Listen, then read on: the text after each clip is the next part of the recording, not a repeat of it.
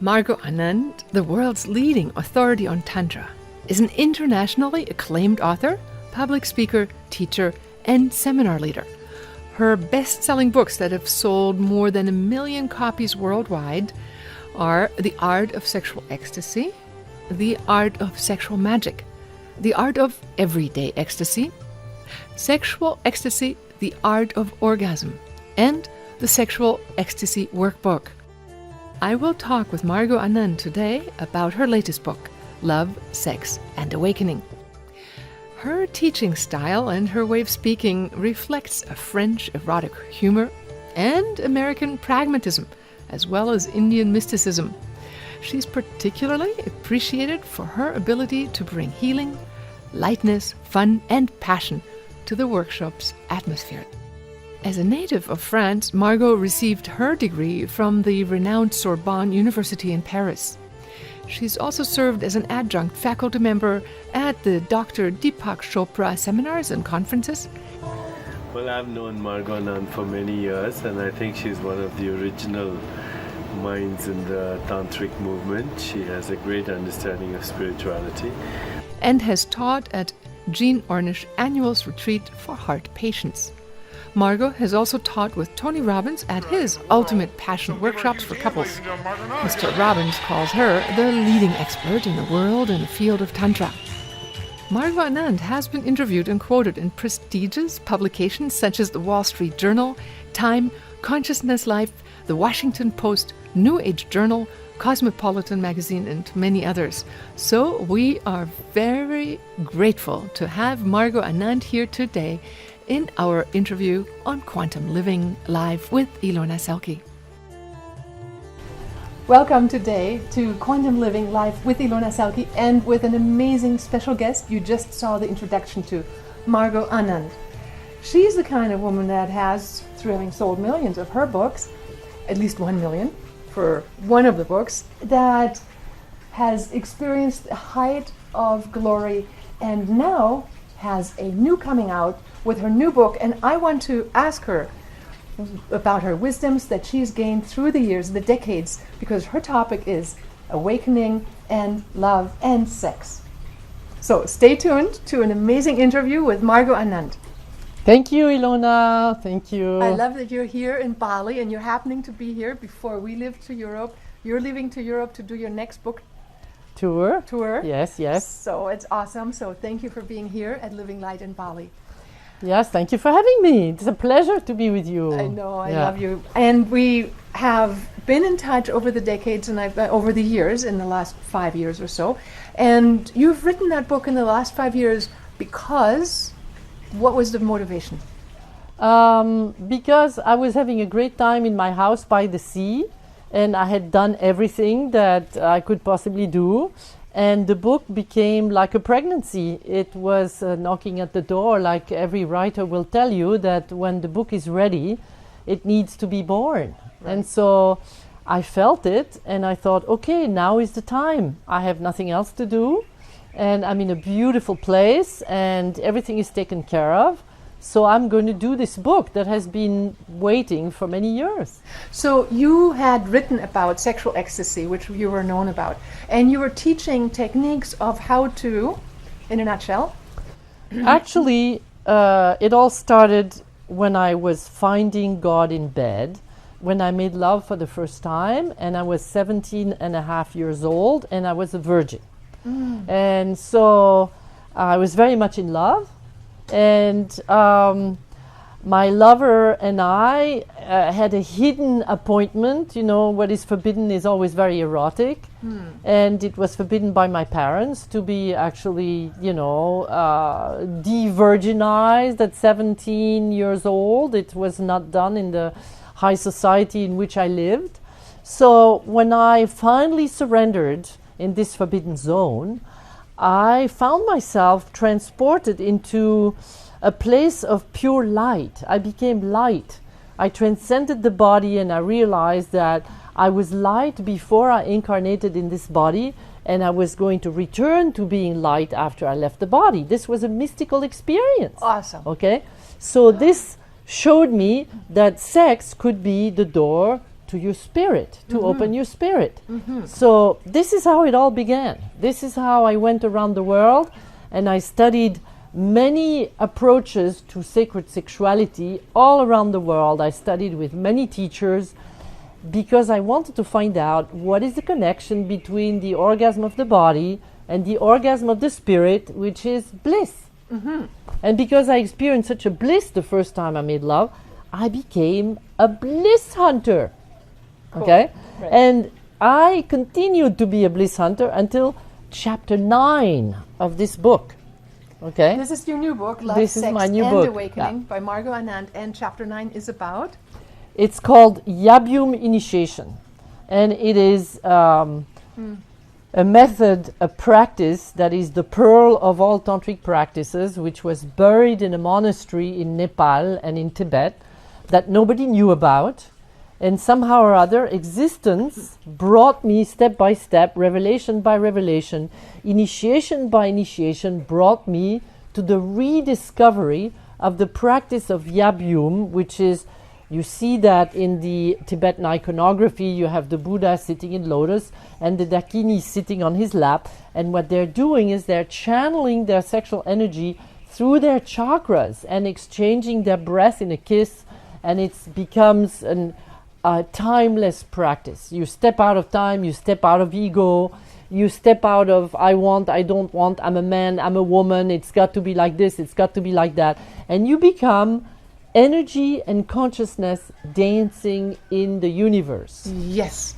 And I know if you've been watching any of my Quantum Living shows here, you've heard that same message a number of times. When people lose themselves in being an energy being rather than focused on the ego, on the details, on the movement. So Tantra is not about body positions. It's about becoming an energy being, circulating your presence with another being, and using the sexual part, the feeling body thing, as part of the journey from body to spirit. Yes. And with each other. Yeah, exactly. And it's also coming down from the light of your spirit down to infuse your body. And so, you know, that particular book, Love, Sex, and Awakening, is the story of all the unexpected adventures and initiations that I received in order to discover a path or rediscover called Sky Dancing Tantra. And this path was born with Buddha Padmasambhava and Yeshe Tsogwel, his consort, in 8th century Tibet. And Buddha Padmasambhava and Yeshe Tsogwel are the people who actually showed and reveal that the practice of Yabyum is one of the highest practice for awakening and initiation of the merging between yin and yang, which is a must if you're going to wake up fully, you know, as a realized human being. Yes. Your inner man and your inner woman, your Shakti energy and your Shiva spirit basically merge to produce and create all the forms that are showing up in this universe. And the union of the two, of the polarities, and the merging and then the ensuing oneness is actually becoming the portal to touching that which we call the transcendent, the divine. And that can be done between any opposites. But in Buddhism, they sometimes do the iconography with deities of like a high god or a high goddess being, and they imagine that circulation of energy with that being. Yeah, but So you see that in the Sky Dancing Tantra, there is another step, which is to be careful that you avoid the sublimation of the reality of being a human, and you sublimate like they do in India, where they sublimate and adore the goddess, but they get drunk and beat their wives. Okay, you know. that's a good point. You know, and so now what I'm talking about is I have been using all the tools of humanistic psychology, of transpersonal psychology, of massage, of gestalt, of bioenergetics, of meditation, everything, so that you can look at your partner, you can honor your partner, and you can say, I honor you as an aspect of myself.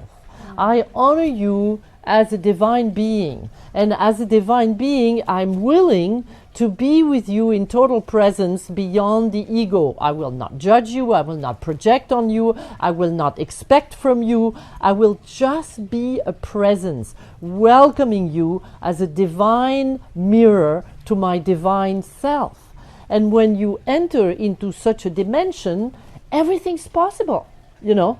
And that's what's interesting. And that's when you bring the divine into the incarnation rather than excarnating and doing it only in the spirit and then having people go to church and then confess and then go home and do the bad things. Right. It's like bringing divinity into the interaction of a real, and finding God within each other. Exactly. And looking at God through God. Yeah, and I've seen you and Dawn, and you seem to be very, very proficient at this particular practice. You know, I think we bring things back from past lives. I think wisdom comes through, so I think I've had my proficiency training in past lives, and I think I have too. That, Then when I was listening to you, I'm just thinking it's not the first time around, guaranteed. It's almost like a job you are giving this wisdom here to the people. Yeah. So earlier we were talking over our coconut, you know, what do people want to know nowadays? What do they want to know? And you answered two ways. You said, well, I had one group, the millennials in Hawaii, and I had another group, the baby boomers in Costa Rica. So do they have different questions? And how do you teach them differently? Well, you know, a good teacher, which I hope I am, will respond to their public. And so arriving in a eco-village just beginning to be built with my good friend in Hawaii is a very different thing where all the backpackers are showing up than arriving in a high-end, very costly place in Costa Rica where people have to pay a fortune, you know, to have a so-called educational holiday experience for a week. Okay? So those were the baby boomers because they could afford it. Right. And I had the good fortune of teaching with Esther Perel, who wrote a book called Mating in Captivity and did a TED Talk where she had 9 million viewers and is an absolutely brilliant Shakti. Well. And speaks 12 languages and is just a delight. So to teach with this woman and to get to know her husband with all the other people that were there, including my dear friend John Perkins, with whom I'm going to teach shortly, was, you know, wonderful. But it's true that teaching the millennials was more daring, okay? There was no limits. People were ready to jump and to try anything, okay? Whereas working with the baby boomers was more about love, security, constancy, reliability, fun, playfulness, and the processes were not half as daring as the ones I did with the millennials. So let me back up. Baby boomers by now are 50 and 65 and 70. I mean, depending on where you count.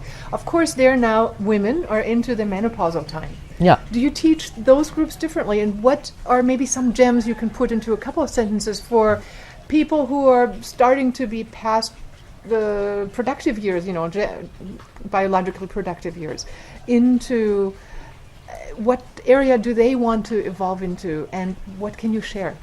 Well, it's very simple. They want to be opening up to their spiritual dimension. And they want to do that in a way which doesn't ask them to believe or to practice things that they have not appreciated practicing when they grew up and they were forced to go to church and all these kinds of things. So you have to find a playful, fun, you know, pragmatic and practical way to entice the man to look at his woman as a goddess and to entice the woman to look at the man as a god. And I tell the women in those moments, look, if you want to really tickle a man and you want the man to come to be on your side, you have to give him a vision and then you have to enroll him in a mission. The vision is, how can he seduce you to the point where you're going to open up and give him what he wants?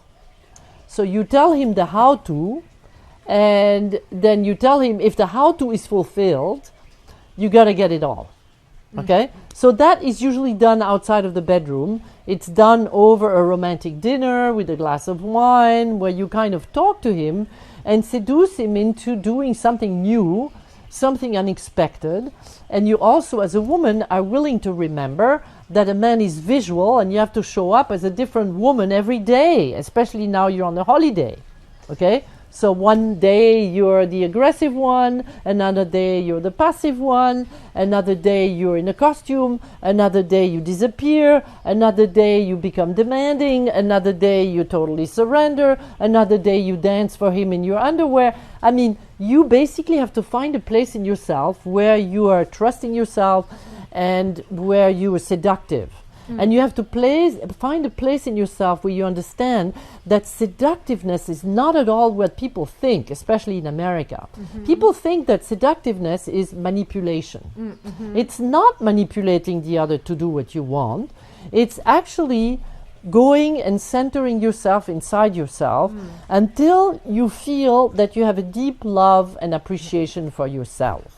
Then the music comes on and you have a beautiful costume and you come into the room where Shiva is waiting for you and you start to feel yourself, to open yourself and to move, just to enjoy yourself. And when you feel that you're in touch with your body, in touch with your costume, in touch with your beauty, you open your eyes and you show yourself to him.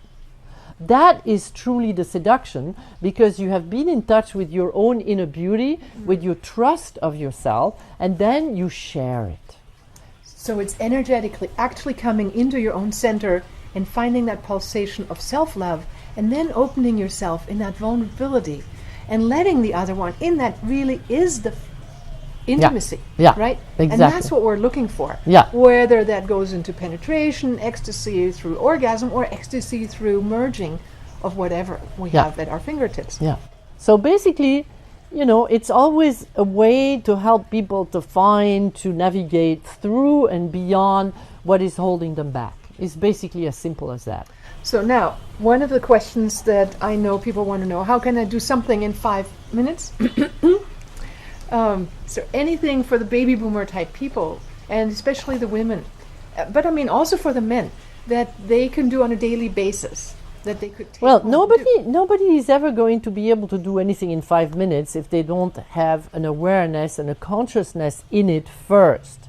How long does it take to wake up? 1 second? 5 minutes? A lifetime? You know, it's all about awakening. First, you wake up. Then you understand the orgasmic process. The orgasmic process requires that you move away from your mind by watching your breath. The orgasmic process is basically one that I teach as being, I teach the 3 keys to orgasmic power. The first is breath. When you breathe deeply through your mouth, which is what happens in orgasm, okay? Right. You don't usually lie down quietly breathing through your nose. When you breathe deeply through your mouth, your body starts to respond. Your body expands. Your cellular apparatus moves and expands. Then you exhale and you come back to emptying yourself. So that's the second key. And the third is the voice that gives a color to your energy. So when people are together, they should practice this, okay? That's the number one thing that you can do in 2 minutes that will allow you to feel more pleasure through opening your breath, to circulate that pleasure more deeply through the movement, and finally to express it and share it with your partner through the voice. Then the second thing I teach, which takes another minute, which I discovered or remembered not so long ago, is to construct your personal mantra. Everybody knows that in the ancient traditions of Tantra, people were using mantras. They were sacred formulas composed of Sanskrit letters and words. Om Namah Shivaya was one of them. Oh, honor to the great god Shiva. Om Namaya Shakti, the great goddess Shakti. But now, what if you did it in a Western approach? What would be the phrase that would show you and help you to navigate so that you can have a successful moment in your love life? Okay? So I tell people, take a paper, take a pen, And now think of a phrase that you want to tell yourself whenever you move through your day, particularly in the bedroom, and particularly when you want to be, intimate. What would it be? What happens when you want to be intimate, especially if you've been married a long time? Your mind comes in and says, well, I'm a little tired today. Well, I forgot to turn off the oven in the kitchen. This, that, and the other. And it's an intrusion. And so you're here on your energy track, and all of a sudden there you are, and you're falling off track, and you go completely in the wrong direction, and you lose contact with yourself and with your partner, right? So what do you Many do? people do that because Right. they listen to their mind instead of listening to a deeper place. So you give a tool to the mind to keep the mind occupied and to bring the mind back on track, and you give them the personal mantra you develop. What would be the personal mantra that would take you to a successful outcome when you make love? I surrender to you fully, God, whatever. For me, it was, I am an orgasmic woman. Okay? When I was saying that, I remembered that I had to trust, I had to breathe, I had to allow the movements to come through, and I had to navigate until more pleasure and more pleasure and more pleasure was coming through. And I had to express anything that was needed, so I would give priority to pleasure. Okay? That provides that you're interested in making pleasure a part of your life. Yes. And you're still doing that. Yes. You're still a living example of what you teach. Well, what else is there? I mean, I have a saying which I think is just the perfect saying, and it is, choose with awareness what gives you joy, and it will open the door to your spirit. Yeah? Bravo. I love that one. That's my formula Let's hear that again. for Tantra. Choose with awareness what brings you joy, and it will open the door to your spirit. So when you were teaching the millennials, what did they want to learn about? Or when you said they were more daring, what did they then practice? They practiced opening their central channel so that their multi-orgasmic response could actually be circulated through their chakras. They practiced a technique called sexual breathing, which allowed them to feel their sexual pleasure and move it through their first chakra or center, move it to their heart, move it to their third eye, and out to their crown. And they did it with a partner, they did it naked, they did it stimulating each other, and then doing it as a yoga for the transmutation of sexual energy. That was one thing they did. Then we did the men in one group separate and the women in one group separate. And the women made circles of 4, and each in turn went in the center of the circle and gave a voice to her sex, which gave a name to her sex. So the sex in the Gestalt style became I am Yoni, which means cosmic matrix. And we learned to have noble names for our sexual center. And Yoni told the story of her life. Then she told what she liked about living with Margot and what she didn't like about living with Margot. And so what she didn't like was that Margot was keeping her hidden under the table because she was always writing books and Yoni was forgotten. And what she liked was that Margot listened to her very often, and when she needed or wanted something, Margot gave it to her. And what she liked is that Margot recognized her as a portal of her power. And when Margot became a multi-orgasmic woman, which is the story told in my book in Coming with God, which is one of the chapters, making love all night with 2 absolutely gorgeous men, Shivas, yeah.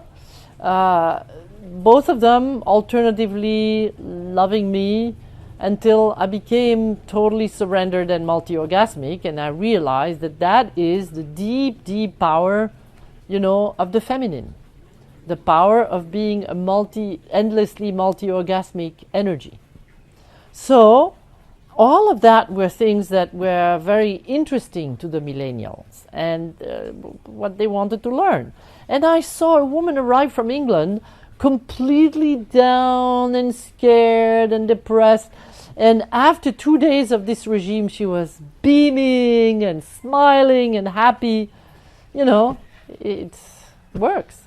So, how can people, first of all, find out about Sky Dancing Tantra? If people want to learn more and do more, whether it's in reading or in coming to seminars or one of your many, you have an institute, you have other teachers around the world teaching, where do they find out about it? Well, the first way is to go to wmargotanand.com.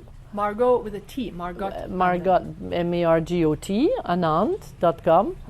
And the second is, first of all, you should read my books, particularly this one, because then, you know, Love, Sex and Awakening, you will know what it's all about. You will know how Tantra came to the West. You will know what a woman went through to download this kind of amazing information. And then on my website, there are links to my other institutes.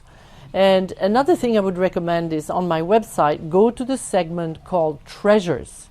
Subscribe to my Treasures and look at my films. I have many hours of film done by 60 of my students that are doing all the exercises that we talked about and more, demonstrating them. Free of and charge? You can, no. You subscribe and it costs you, I forget what, $30 or $40 or something. Oh, really? And then you have access to everything. Oh my God, like a membership, Kind of a library subscription, kind of a thing. library. Awesome. Right, so you Yeah. don't have to pay thousands of dollars, you just Yeah, do a monthly thing. That's cool. That's Yeah. an awesome way to learn. yeah. Yes. And since we have the online world, now tell me a little bit about your journey. I know from personal conversations with you, you've spent a lot of time in recent years honing your ability to perceive even finer and finer dimensions. And Tantra has to do with refining your awareness and awakening to sublime levels and connecting them to the physical, right? So what have you found in your treasures of aging, of becoming wiser, of learning even more? You know, when you age, your wisdom leads you to understand that you're not very important and that you grow in humility and you don't have to prove yourself and you don't have to be special. And you watch how the younger generations all around you think that they are reinventing the world, and they come to you, and people from my family do that regularly. I've discovered, you know, this, that, the other. Like the latest is Aqua Tantra. I discovered the connection between Tantra and aquatic therapy. Well, they don't know that when I started my work, I was with the man who invented water dance, which is the equivalent of Watsu, which is the main, you know, aquatic therapy. And that in the 80s, we took people from our seminars into a place in Germany where they could do aquatic body work and stretch and have orgasms in water and regress to being in your mother's womb. And then at that moment, you know, we discovered Tantra on water, in water, and Tantra on land. But now it's happening again, and it's happening for the first time. And why not? So what am I going to do? I've heard it 30 times. I'm what do only you going to say? smile, and I'm going to say, good for you. And my suggestion to succeed would be A, B, C, D. And add one more gem to the reinvention of the wheel. Yeah. Wonderful. Yeah. When we were teaching in Hawaii, where we used to live by the Dolphin Beach, we have, and I'll maybe add some of the footage, unless I find footage from you for underwater dancing. It is, being in water makes us wave-like. And it takes us out of the mind that is linear and logical into a wave-like motion, more into movement, energy, and beingness. So being in water, which is what I did a lot being with dolphins, takes us into a different part of functioning. Yeah. You become fluid, Yes. and you're weightless. Yes. And so energy, flowing with your energy, at ease with your energy, becomes accessible. Yes. Yeah. So one of the things that we can do in life, even on land, is for moments where you're aware of it, just be wave-like. Move maybe in a wave. Be aware that your spine is a wave, because I believe what actually works about yoga is the fact that we move our spine Yeah. and or figure eights, backwards and forwards, and that the spinal fluid column stays active because Yes. it feeds energy up. Yes. It's physical Yes, transportation of our ecstasy. absolutely, I agree. Yeah. So I think then the fluidity, movement, and assists our ability to transport awareness into our body. Yes, and beyond. Yeah, and us in awareness beyond. So tell me a little bit about the merging of souls. The merging of souls. Well, it's very funny because yesterday I had a conversation in Portugal with a dear, dear friend of mine who is a very excellent therapist and writer. And he told me all about this great love that he discovered with this woman who was so in love with his trainings. And that by hanging out with her, he was convinced that she was his soulmate. And he was convinced that all of their chakras were going to merge and that they had a great future together. And he completely rocked the boat of his particular marriage, you know, and of all his friends, because there was this new energy of a soulmate that walked into his life. And then he said she went off to London to study about dolphins, I think it was, or something. I'm not sure, I don't remember. And quite some time passed, and when they found each other in front of each other, it was gone. The magic was gone. And he realized how much he had expected, how much he had, you know, been in a fantasy world about all this, you know. And then I heard another discourse from Osho about what is a soulmate. And Osho says, well, a soulmate is when people are together and 7 chakras meet. And there can also be a situation where only 6 chakras meet. And he goes all the way down to, you know, only 1 chakra meets, and he gives commentaries, you know. So I can say that I have met temporary soulmates because my focus was first and foremost practicing Tantra. So we went very deep and we dissolved very deep, but then my path was to say goodbye because I had to move to another country and I had to teach another training, and I was the one inventing all this, so I had to move on. So there was this very deep merging, and then there was this necessary detachment, and then there was the learning of the timeless, spaceless dimension where I could come back and this person was still my beloved and this person was still connected to me.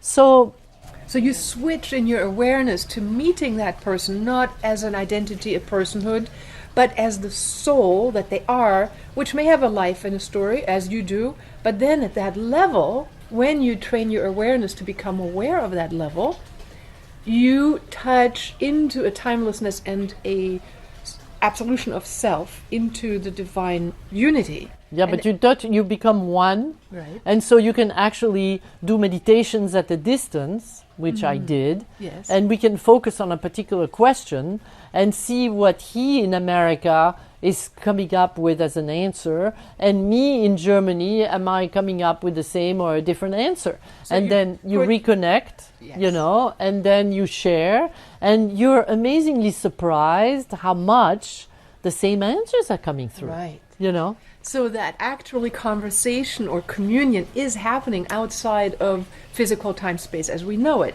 which is what people are longing for, which is what people call love.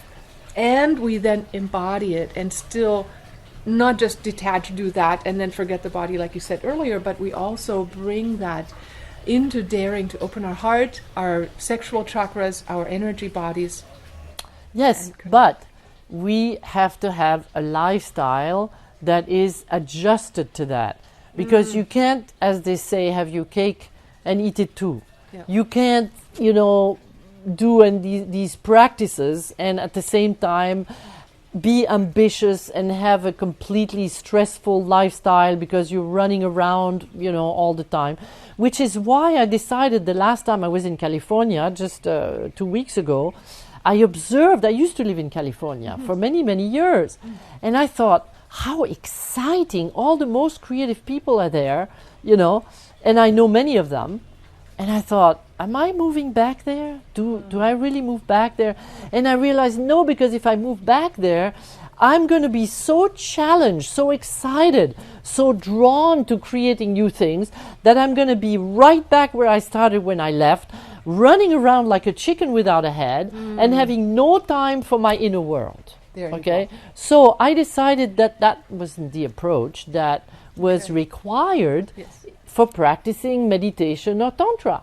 And people want it all. They want to be successful. They want to raise a family. They want to pay their mortgage. They want to pay their debts, and they want to be able to meditate, and they wanted to be able to wake up. And why not? Because when you start to wake up, you realize that all your spiritual assets, so to speak, or your spiritual realizations will not amount to anything unless you anchor them, unless you actualize them, unless they help you to change your life, unless they are a teaching that you make happen in all the different actions of your life. Perfect. Right? Yes. So, but you need time. You need a balanced life. You need to have time to devote to being as well as doing. But now, what's your secret? I want to know your secret about manifesting. Okay? How do you manifest abundance? This is a very important question for me. I'll tell you why. Okay, just like sex it's not something you can learn in 5 minutes. I can tell the technique in 5 seconds, but ultimately it takes practice. Okay. So the answer is you embody and feel the state of the fulfilled future that you wish to experience as if it had happened already. Okay. So you spend 5 minutes a day in that. You don't even need to do more than that. You just are in the state, that feeling, the completion of your desire fulfilled. And you turn it over to God, to a higher source. Yay! Whether you think there is a higher source or not, you can call it the subconscious. Yeah. In the 40s, we had Joseph Murphy, who said, you know, your subconscious is so powerful. Now we may say the quantum field, whatever it is, it's a higher source, is listening to our very thoughts. And that's what my book is about. Dream big, the universe is listening. So I love that title. Dream big, the universe is listening. It's a perfect title. Yeah, because it's an interactive thing. So we dream, we are setting the blueprint for life. So whether it's abundance, let's say a certain amount of money, but it means we also have to undo the negative belief systems, or it doesn't even have to be negative. The things that are in the way. Promises we've made in past lives, which is to be pure and to not attach to physical things and to be a nun, whatever. Yeah. Imagine we've done that, and then what do we convince ourselves in this lifetime that what we thought then wasn't true? Yeah. So then we take and work with the part of us that had a false belief. Yeah. Are we closer to God because we gave up abundance? Yeah. Or yeah. not? Yeah. So, yeah. and always the balances. And then you open up and you occupy the future now. But you don't get out the credit card and say, well, I know the future is coming, I'm going to spend it now. You wait till it happens. Yes, yes, and then God will give you your fulfillment if you have the patience to wait until it does. Sometimes that's seconds, sometimes it may take a month or a year. Yeah. And expand slowly. This is a number 2 trick. I'm sure it applies to Tantra as well. You do the steps of your expanding your rubber band gently. You don't become like a rubber band that then snaps. Yeah. You allow yourself to make, 100,000 and then 500,000 and then 800 and then a million and then whatever it is. That could be dollars or rupiahs. I understand. It's incremental evolution. And that's where earlier you said people, when we had a talk, people want to have a quick fix and learn in 5 minutes something that is a path, right? So awakening. And your book, Love, Sex, and Awakening, is a journey throughout a lifetime. Yeah, absolutely. And I'm asking this question because I'm developing a new program based on my book, The Art of Sexual Magic, which, when you look at the traditional or ancient teachings of sexual magic, basically says you have a vision of what you want to manifest, and you plant that seed at the moment of the highest bliss or the highest orgasmic moment or the highest ecstasy, and then you plant that seed in a fertile soil which gives it maximum chance to realize itself, because there everything was clear and positive and percolating, right? And so It's the moment when we are opening our channel to the divine. Yeah. Yeah. Well, that is what I'm looking at to revive this particular book and training. And the reason why I stopped teaching it is because I managed and manifested to buy myself a millionaire's house in Mill Valley through these practices, except that I never thought about the fact that you can also become a prisoner of your creation or your manifestation, because then I couldn't sell the house after that. Okay? And so I have to somehow think how to unmanifest what you've manifested. Right. And as long as we have that traumatic fear within us that, oh my God, if I desire something, I'm stuck with that, it will hold us to a lower level of manifestation. So the way out is to realize that you always ask the higher source to control the last say, yes or no, or how much of it. It's like for the highest good. And turn it over, and whatever comes is appropriate. So it's not so much about unmanifesting as it is to surrendering to a higher co-creative source. Right. And I think that's what you're teaching, is how people open to that higher source that feeds both male and female and become the merging of the Shakti and the Shiva. Yes. So if you were to teach your younger self something with what you know now, or if you would have a message back in time, what would you say? I would say choose with awareness what brings you joy, and it will open the door to your spirit.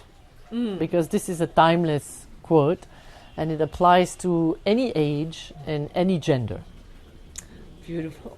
So I'm going to leave you with this. Choose with awareness what brings you joy, and it will surely open the door to your spirit. Have a great life. Awesome. Bye. Thank you so much. Thank you. You're Thank welcome. you. You are a living example of that, and your energy flows. Awesome. Thank you. You're welcome. Thank you very much for joining us here on this beautiful talk with Margot Anand here in Bali on Quantum Living Live. And see you on the next episode about another exciting subject.